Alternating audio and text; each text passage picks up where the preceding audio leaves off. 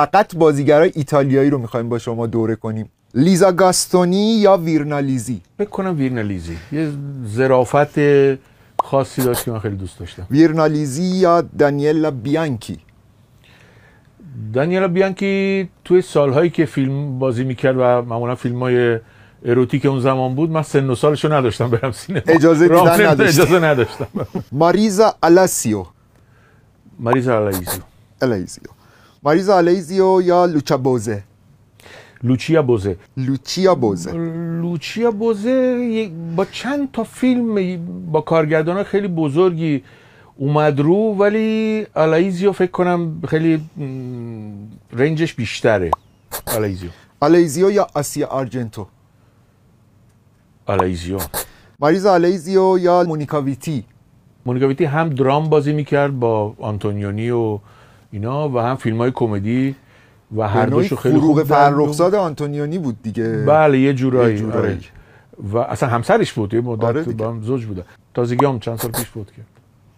مونیکا ویتی یا جینا لولوبریجیدا؟ چند تا بازی خوبم داره ولی بازیگر آنچنان درخشانی نیست. مونیکا ویتی یا استفانیا ساندرلی؟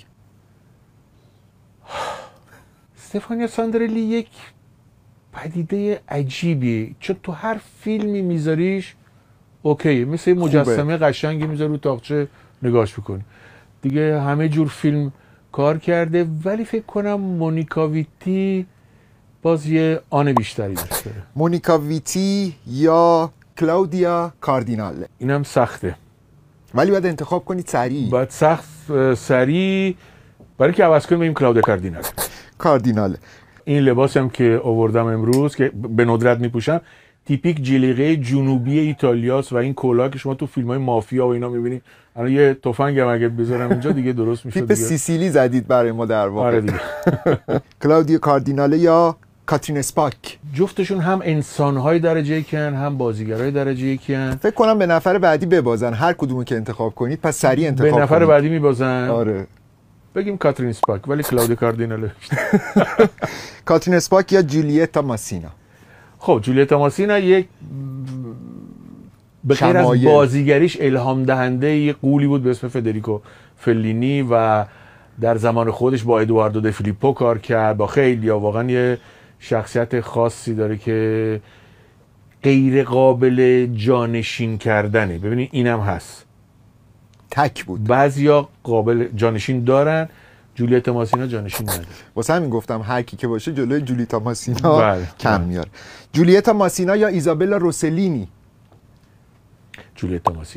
جولیتا ماسینا یا روسانا؟ بگم من ایزابلا روسلینی خیلی بهش ارادت دارم. کسی بود که رئیس جوری بود که توی برلین به فیلم جدایی نادر از سیمین 3 تا خرس داد و آخر سر من توی ما که رفتم بالا تشکر کنم به ایتالیایی ازش تشکر کردم. بلکه تموم شد رفتیم شام آخر جشنواره، اونجا نشسته من رد شدم، یا من نگاه کردم گفت شما بیا اینجا ببینم شما چرا ایتالیایی بلدی و اینا، بعد واسش تعریف کردم. جولیتا ماسینا یا سیلوا کوشینا؟ جولیتا ماسینا یا بازیگر محبوب خیلی از مخاطبای ایرانی، یادم خانم گوهر خیراندیش چه علاقه‌ای بهش داشت، آنا مانیانی. اگه شخصیتی بخوایم چیز کنیم بگم آنا مانیانی. و بازی هم خیلی بازیاش سطح بالاست، یعنی تکنیک و ولی خب همش درام بازی می‌کنه. برای من کمدی یک معیار خیلی مهمیه، چون که درسته که منتقدین و خیلی میگن که آخه فیلم کمدی که همه کمدی رو یه چیز دست دوم حساب، ولی کمدی به مراتب سخت‌تر از فیلم درامه، به مراتب سخت‌تره. ولی بین ماسینا و آنا مانیانی یا مونیکا بلوچی؟ به همین راحتی. مونیکا بلوچی هم خیلی محبوبه و خیلی ببینید آخه محبوبیت چند تا فیلم خیلی شاخص داره. بله محبوبیت چیز دیگه است. من 32 سال پیش سر یه فیلمی که پسرم طول اون فیلم به دنیا اومد، پشت صحنه یه فیلمی رو میگرفتم که موفقم نبود فیلم متاسفانه. یکی از اولین کارهای مونیکا بلوچی بود دختر بسیار زیبا با یک چهره انقدر قرینه که اصلا خیلی سخت میشد صاف تو چشاش نگاه کرد و به نظر میاد این دختر خب حالا زیباست و از جهان مد اومده بود تو سینما. ما فکر میکردیم که خب یه خنگ خداییه که یه دو سه تا فیلم حالا بازی میکنه بعد از دور خارج میشه، ولی نشون داد که نه اونقدر خنگ خدا نبود. فقط بسته‌بندیش زیبا نبود، آره، محتوای خوبی هم داشت. ولی خب انتخابش نکردید دیگه. نه خب با آنا مانیانی اصلا. آنا مانیانی یا سیلوانا مانگانو؟ سیلوانا مانگانو. سیلوانا باش. سیلوانا مانگانو یا مانگانو یا الزا مارتینلی؟ سیلوانا مانگانو. سیلوانا مارتینلی هم یک زیبایی خیلی خاصی داشت که یکی از همشون زیبان دیگه تقریبا. نه خب بعضیا یه حالا آنا مانیانی رو بذاریم کنار، یعنی تو خیابون رد میشن آنا مانیانی رو بر نمیگردی نگاه کنی، ولی الزا مارتینلی رو آره. و یکی از کم کسایی بود از اون گروه که موقعی که رفتن هالیوود، چون همه اینا یه توکه پا رفتن هالیوود فیلم بازی کردن و اینا، این بیشتر موند اونجا. خودتون به من بگید که بهترین هاتون در سینمای ایتالیا کیه؟ سوفیا لورن به دو دلیل. یکی این که الان باهاش کار کردم، با سوفیا لورن کار کردیم، با سوفیا لورن زندگی پیش رو آخری فیلمش رو با هم کار کردیم، و اینکه به غیر از یک بازیگر یک الگوی زنانگی جدید بود در فرهنگ و اجتماع ایتالیا.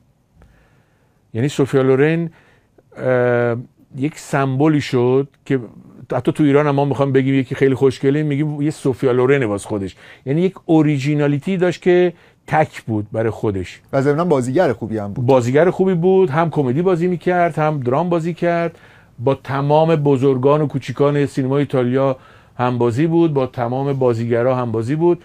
و جالب روزی که با هم ملاقات اول داشتیم یو برگشت به پسرش گفتش که فکر کنم این اولین باره که من با یک بازیگر شرقی دارم کار میکنم، چون من فقط با عمر شریف کار کردم، بعد بقیه‌شون دیگه از اون که دیگه ترکونده بود دیگه با آمریکایی‌ها کار میکرد. بعد من فکر کردم که گفتم فکر کنم که منم اولین ایرانی هستم که با یه بازیگر نسل شما دارم بازی میکنم. خلاصه یه اولین باری بود برای جفتمون. خوش به حالتون. چه تجربه دلانگیزی داشتید که با سوفیا لورن همبازی شدید. با کیا دیگه همبازی بودید آقای کریمی که خاطرش ارزش گفتن داشته باشه؟ خب با نانی مورتی کار کردم، با بعضیا کار کردم پشت صحنه، چون من سالها دستیاری کردم توی سینما ایتالیا. خیلی از این بزرگان از جلو چشم من رد شدن و من الان اگر توانایی چیزی در بازیگریم دارم اینه که اونجا با وجود کارم چیز دیگه بود، سیم کشی میکردم، جارو میکردم اینا، ولی با چشمم به قول معروف میدزدیدم، همینجور خوره خوب تماشا میکردم. آره خوب تماشا میکردم و درس هایی گرفتم از خیلی از بزرگان، حتی رفتارشون.